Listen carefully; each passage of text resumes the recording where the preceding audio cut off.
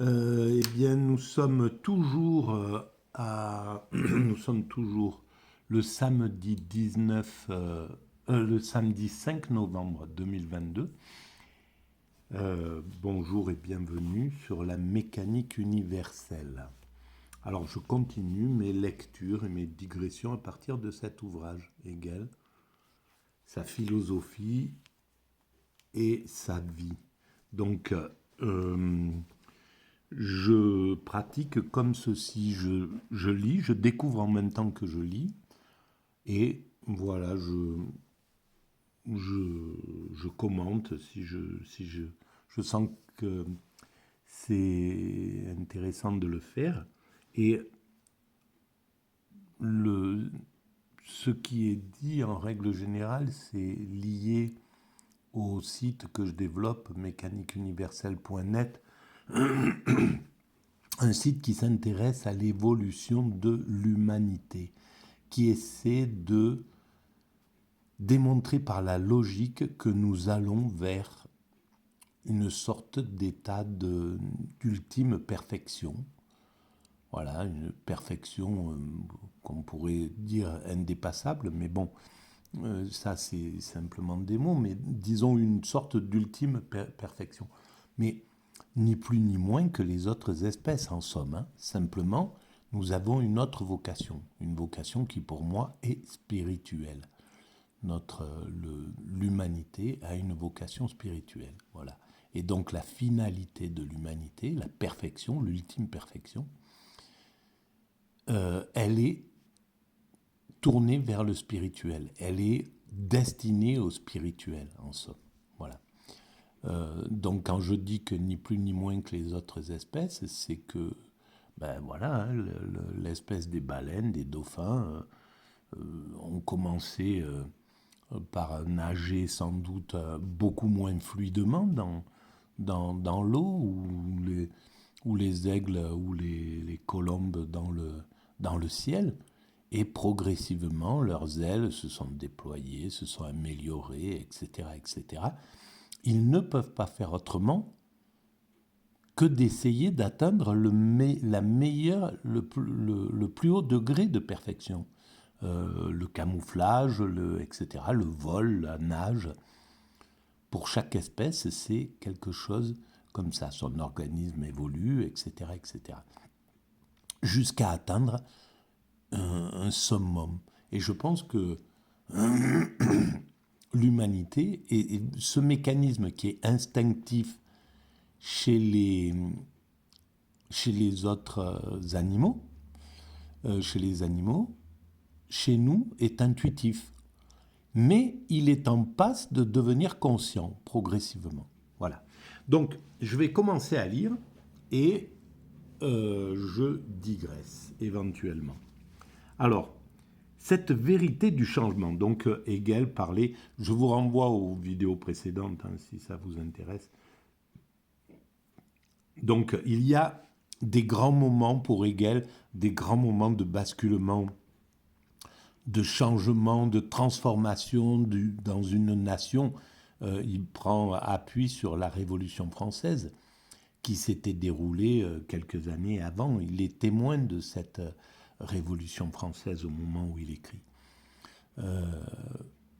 Donc, il voit les changements que ça influe sur la France et puis sur les pays limitrophes, sur les pays européens et sur le monde globalement. Voilà. Donc, il se rend compte de tous ces grands changements.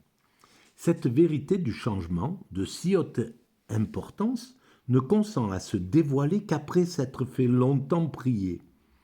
Le genre humain n'arrive que tardivement à la conscience de la primauté du devenir et de l'urgence de sa connaissance. Eh bien, c'est ça qui est vraiment incroyable. C'est parce que à l'époque, on commence à penser en termes de téléologie. Bien des philosophes s'intéressent à l'évolution de l'humanité. Voilà, comme le fait donc Hegel. Mais si c'est venu à l'oreille ou à la conscience des philosophes, c'est pas d'une façon générale, bien que je pense que à cette époque-là, la conscience était encore beaucoup était encore rattachée à l'idée du spirituel, à la spiritualité, et donc avait en tête les propositions des spiritualités sur l'évolution vers l'Apocalypse, qui est la révélation. Apocalypse, ça veut dire révélation. Donc, la révélation de pourquoi nous sommes présents, etc. Et surtout, l'arrivée du divin sur terre, en somme.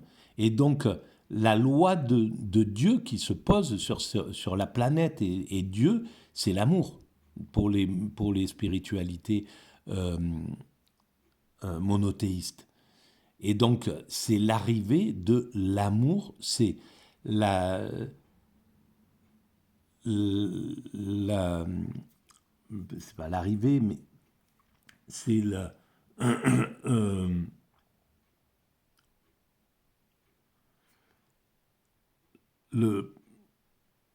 ah mince, bon bref, c'est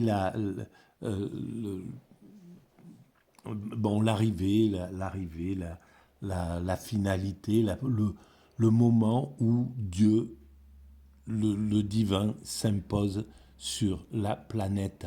Et donc, symboliquement, ça veut dire c'est l'amour qui s'impose sur la planète, avec toutes les belles images, les belles métaphores des religions, des livres sacrés, le loup qui se couche avec l'agneau, etc., le serpent avec l'enfant sans lui vouloir de mal, etc. Voilà, le moment où l'homme n'est plus un loup pour l'homme, où l'homme est devenu un frère, est arrivé à la fraternité, à toutes ces grandes valeurs, et puis surtout à un degré de spiritualité sublime. Alors évidemment, il faudra encore travailler, batailler quelques siècles pour atteindre cet état. Mais maintenant, on commence à comprendre que c'est possible d'aller vers cette position. Mais il y a eu une interruption. À l'époque de Hegel, cette idée d'évolution vers une sorte de perfection était dans les esprits des élites pensantes. Voilà, puis un peu plus tard avec Marx, etc. C'est l'idée qu'on arrive à la paix, à en finir avec l'oppression des ouvriers, etc., avec la dichotomie entre patron et ouvrier. Voilà, tout un tas de choses qui étaient visibles dans la pensée de cette époque-là. Il y a eu une interruption. Je pense que les deux guerres du XXe siècle ont été un marqueur de ça. Le progrès, à ce moment-là, a montré toute son horreur. D'abord en 14 avec les gaz, et puis voilà, les millions et les millions de morts qui ont été sacrifiés dans les tranchées. Ça a été une catastrophe. Et une sortie de cet état-là, voilà, où il faut pas se leurrer, hein. Les canons, les armements, les accoutrements de cette guerre, dans cette guerre qui nous paraissent aujourd'hui désuets, à l'époque, étaient high-tech, comme quand on voit les soldats maintenant qui partent en Ukraine, qui sont complètement blindés de trucs électroniques. Ben là, c'était la même chose. Ils étaient au top niveau de l'époque. Et les premiers tanks, les canons, etc., c'était le sommet du potentiel du progrès militaire qui était là. et donc qui a encouragé les gens à penser que ça allait être une guerre facile, parce qu'on ne voit jamais les morts et les ravages que fait une guerre en réalité. On voit que quand elle commence. C'est d'ailleurs ce que j'ai écrit sur Twitter.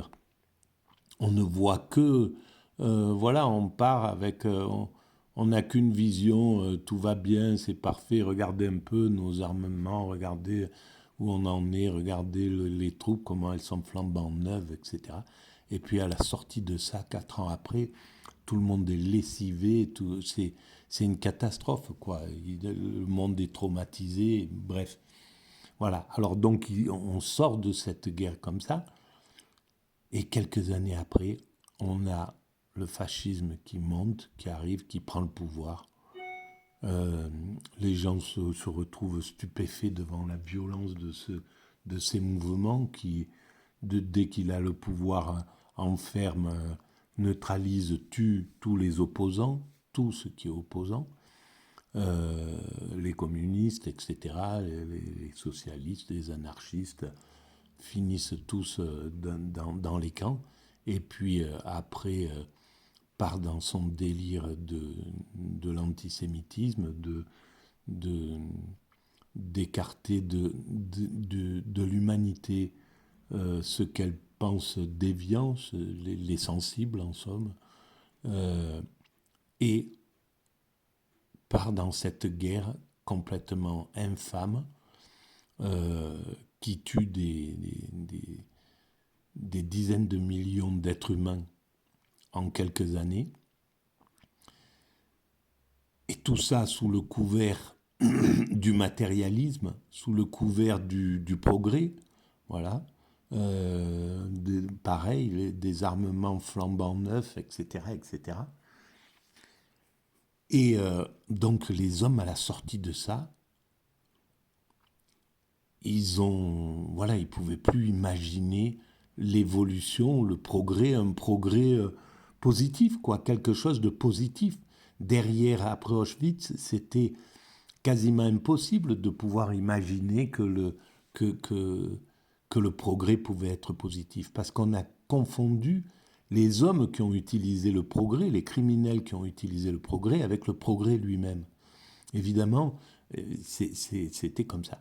Alors par bonheur, à la sortie de cette horreur, on a maintenu le devoir de mémoire, le droit de mémoire, qui a permis, grâce à ça, à mon sens, c'était une grande part de ce qui fait que la guerre n'est pas revenue sur ce continent aussi facilement que ce qu'elle se passait avant. Il y a eu des guerres, hein, elles sont revenues en Yougoslavie, etc., puis maintenant en Ukraine. Mais le devoir de mémoire a été quelque chose de très important. Et on voit que dès qu'il a baissé un petit peu la garde, par épuisement, parce que c'est long, c'est compliqué de tenir contre vents et marées, contre ceux qui disent « ouais, il y en a marre de vous entendre », etc., de toujours ramener ce qui s'est passé, on veut oublier, etc. Donc il faut lutter contre l'adversité comme ça, contre la critique. Et donc dès que donc le devoir de mémoire a baissé depuis quelques décennies, eh ben on voit que les extrêmes remontent à une allure hallucinante dans ce sens-là. Et les racismes et l'antisémitisme, etc., remontent à une allure folle. Parce que ça s'est éloigné de notre mentalité. Voilà. Bref, je me suis encore éloigné de tout ça, mais de ce que j'étais en train de lire. Je repars dans ma lecture. Il a d'abord longtemps erré. Ah voilà, c'était ça. C'était sur la prise de la conscience. Voilà. Alors maintenant, par contre, donc, cette époque, au XIXe siècle, l'idée d'une évolution vers une sorte de perfection, même si elle était, par exemple, pour Marx, elle n'était pas liée au spirituel, au contraire, alors que, et c'est ça l'erreur, c'est ça qui a commis, et c'est ça qui a fait qui a fait échouer, à mon sens, le communisme, la révolution communiste dans les pays qui sont arrivés. Parce qu'ils se sont écartés du spirituel. Si le spirituel les avait accompagnés, d'abord, il les aurait maîtrisés. Ils auraient maîtrisé les criminels qui étaient liés à la dictature du prolétariat. Voilà, un Staline, il n'aurait pas pu faire quelque chose, il n'aurait pas pu faire ce qu'il a fait si le monde spirituel était près de lui. Sauf qu'ils ont commencé à dire que c'était l'opium du peuple, etc., et qu'il fallait plus s'occuper du spirituel. Total, ils sont tombés dans un matérialisme qui était, voilà, et évidemment, ils ont transformé l'amour divin pour l'amour fraternel entre les communautés, entre les peuples, etc. Tout ça, ça a fonctionné, ça pouvait fonctionner, mais il manquait le spirituel à côté. Voilà. Et s'il s'était associé au spirituel, eh ben, nul doute la partie qui s'occupe de l'égalité, donc le communisme, aurait perduré très certainement et peut-être aurait pu évoluer vers un, un mixte entre libéralisme et communisme, c'est-à-dire un système qui s'occupe autant de liberté, qui promeut autant la liberté que l'égalité. Et donc, en fait, un système qui aurait été proche de l'idéal, finalement, s'il avait été avec un spirituel qui est là pour veiller à ce qu'on ne perde pas de vue, que le sens, il est au-delà de la matière, au-delà de l'objet, etc. Voilà. Bon, mais ça, c'est utopique, puisque ça ne s'est pas passé comme ça. C'est juste pour dire, je parle de ça pour l'avenir, en fait, pour qu'on prenne conscience que dans l'avenir, il faudra avoir cette vision réconciliatrice des systèmes. Et donc, après avoir perdu cette conscience, pendant toutes ces décennies matérialistes, à la sortie de la guerre jusqu'à présent, on ne voulait plus entendre parler de téléologie, de finalité de l'humanité. Voilà. Et c'est tout le travail de la mécanique universelle, de monter ça à cette possibilité. Je ne dis pas que j'ai raison, je dis que c'est une option.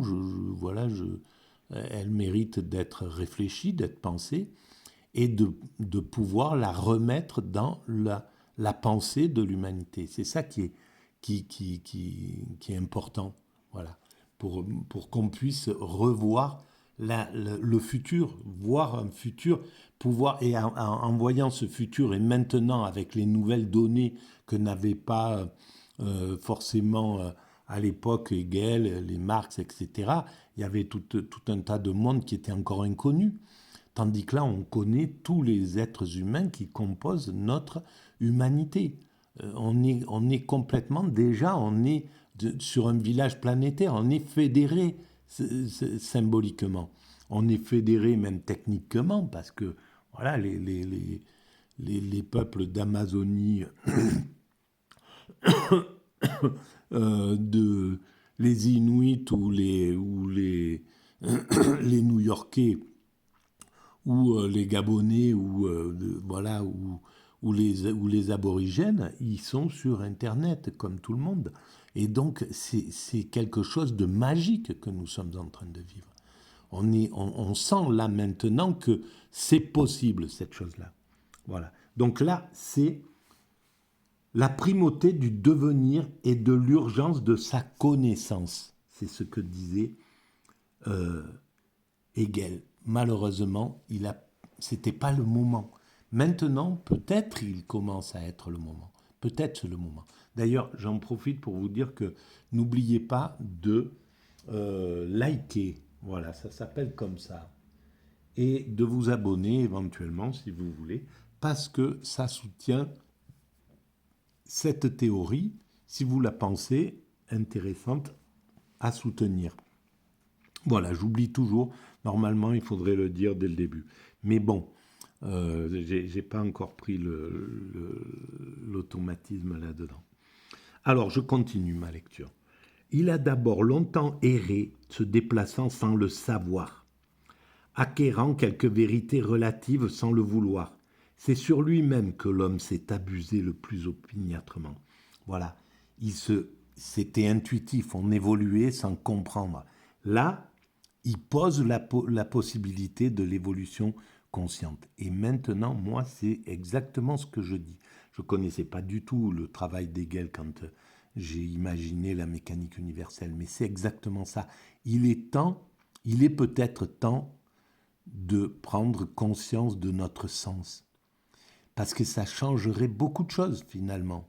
Même si c'est pas quelque chose qui doit être dogmatique, il faut que ça soit léger, c'est un principe léger, mais voilà, il faut garder quelque chose de la légèreté de cette évolution. Oui, on sait qu'on va là-dedans, mais ça n'empêche pas qu'on vive, on vit notre vie, etc. Les choses doivent se faire.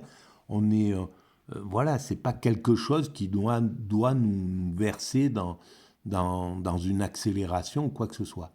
C'est simplement une prise de conscience qui est importante pour nous fédérer humainement parlant. Voilà.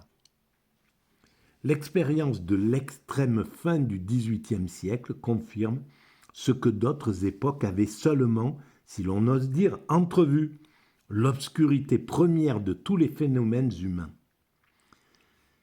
Individus et groupes agissent bien avant de se rendre compte de ce qu'ils font, et les suites imprévues de leurs actions pèsent sur eux comme un destin.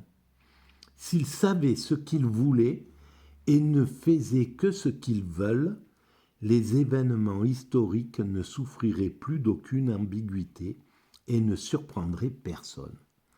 Voilà ce qu'il dit. Et je pense que oui, bien sûr. Alors après, et ne faire que ce que... Si on savait ce qu'on faisait en fait, ce qu'on voulait, si on dit on veut le bonheur, voilà. Les Grecs avaient raison, tous les philosophes ont raison, tous les penseurs ont raison. L'homme cherche avant tout à atteindre le bonheur, voilà, le bonheur suprême. Eh ben, si c'est ça,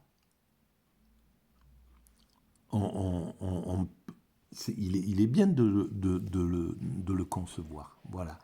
Mais c'est pas une obligation. Il ne faut pas rentrer dans la dictature de la téléologie. Il ne faut pas en faire une dictature. C'est très important. C'est quelque chose de léger qui doit se faire. On prend conscience, c'est une étape, elle est là. Et après, l'humanité, elle va à son rythme. On ne peut pas aller... on ne va pas du jour au lendemain perdre nos pulsions agressives, à part avec... un travail sur la génétique, je ne sais pas, c'est probable que l'humanité utilise aussi, elle utilisera tout ce qui est en son pouvoir hein, dans le futur. Et évidemment, elle utilisera peut-être ça si elle en a besoin, etc., pour accélérer des processus. Mais tout ça, ça ne nous concerne pas. Voilà. Comme dit si bien... de commentateurs de football. Voilà. Bon, bref, je continue encore un peu, 23 minutes. Or, ces événements ont un caractère universel, alors que les actes humains qui en sont la cause ne peuvent échapper à la particularité. C'est donc automatiquement que la somme des actes individuels dans un mouvement dialectique typique se convertit en œuvre universelle, souvent imprévue. C'est un génie, ce Hegel. Évidemment, c'est génial. La façon dont c'est expliqué, évidemment que c'est exactement ça. La somme de toutes les actions humaines font la ligne de l'évolution de l'humanité. C'est ce que j'écris sur la mécanique universelle. Évidemment, et tout de suite, ça m'a... voilà,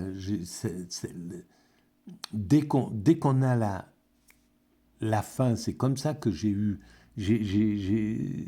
la phrase finale. L'humanité est destinée à atteindre son ultime perfection, l'amour, la paix universelle. À partir de cette phrase-là, il suffit de dérouler le mécanisme après et de comprendre que l'humanité, c'est un grand fleuve, c'est une seule identité, c'est une seule force, et voilà, avec un seul divin finalement, et voilà, des guides, et puis des spirituels qui sont derrière. La prétention kantienne d'obliger les individus à des actes immédiatement universels demeure inopérante, bien entendu. Bien sûr, c'était un vœu pieux, mais il fallait ce vœu pieux. Il est juste, c'est normal que Kant voulait que tout homme respecte chaque être humain de la meilleure façon, etc. Voilà, c'est, c'est la suite logique de la spiritualité. C'est ce que prônent toutes les spiritualités. Seulement, c'est excessif. C'est un peu excessif. C'est pas complètement. Euh, c'est pas injuste, hein, c'est légitime. Voilà, c'est comme ça qu'on éduque les enfants. Il faut que tu te comportes le mieux possible. Voilà, ne fais pas de mal, etc. Fais comme ça, sois un bon camarade, voilà. Donc, on a ces sortes de leitmotifs. Mais Hegel, en venant derrière, comprend ça chez Kant, mais il dit, voilà, on ne peut pas exiger ça de l'être humain. On peut lui le conseiller, mais on est obligé de voir que la contradiction, la violence, la guerre, les mouvements comme ça de saute d'humeur, les crises sont un moment fécond pour l'évolution de l'humanité. C'est triste à dire, mais c'est comme ça. Elle doit passer par ces moments un peu tragiques comme ça. Voilà, c'est pas ce qu'on doit. On doit tout faire pour s'en écarter et en y travaillant, on le recule de plus en plus. Mais il faut aussi analyser le réel tel qu'il est, le monde tel qu'il est. Le moralisme kantien frôle l'hypocrisie.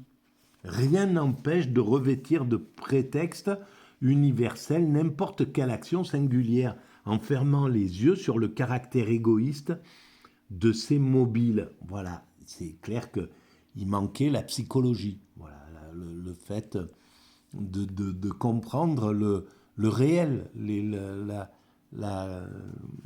Mais bon, voilà. Hegel vient presque une génération après, une ou deux générations après Kant. Donc c'est légitime qu'il soit un peu plus en avance sur la pensée. Et inversement, un valet de chambre dénigrera aisément les grandes actions universelles du héros qu'il sert, en divulguant ses faiblesses individuelles. La véritable action subjective objective est aussi singulière universelle. Si l'on veut ressaisir le devenir historique, il faut se convaincre que les événements résultent d'actions individuelles, qui osent leur finalité individuelle et qu'ils ne se produiraient pas sans elles. Voilà, alors comme je bataille à lire par fatigue, eh bien, je vais arrêter là. Et je reprendrai si Dieu veut. Voilà pourquoi on a perdu cette chose-là. On ne sait pas de demain, je ne sais pas si je serai en vie demain. Et pourquoi on a perdu toutes ces bases spirituelles qui nous écartaient un peu de l'orgueil, du sentiment de toute puissance, du narcissisme, Inch'Allah, si Dieu veut, etc., etc. Toutes les religions ont ce genre de choses. Et d'un seul coup, quand l'Occident est tombé dans le matérialisme, alors attention, c'est toujours pareil, c'est des stéréotypes dont je parle, parce que l'Occident, il y a une partie de l'Occident qui est bien attaché du monde occidental, qui est bien attaché avec son spirituel, qui a le spirituel chevillé au corps. Et donc, voilà, c'est pas aussi carré que ça, bien sûr. Mais globalement, disons en parlant comme ça, pourquoi on s'est déconnecté de cette sagesse spirituelle? Si Dieu veut, oui, si Dieu veut, voilà. Mais parce que je ne suis pas maître de ce qui va se passer. Alors on pourrait dire si la vie veut bien me maintenir en vie demain et avec suffisamment d'énergie et de neurones en place pour pouvoir faire de nouvelles vidéos. Voilà. Mais tout ça, c'est important de revenir à ça. On y reviendra, je pense, à un certain moment. Voilà. On va commencer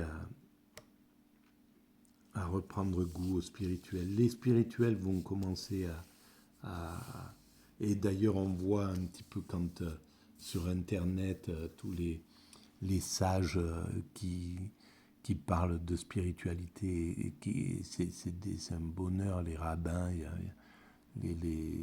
voilà, des sages hindous, des sages du bouddhisme, du christianisme, de l'islam, etc. C'est une bénédiction de les écouter, d'écouter leur sagesse, voilà, et d'écouter leur pertinence, leur drôlerie bien souvent aussi. Voilà, je vous le conseille, on en parlera de ça un de ces jours. À très bientôt, merci, bonne soirée à vous, si vous en êtes à la soirée, belle journée à vous, si vous en êtes à la journée, bon après-midi, etc., etc.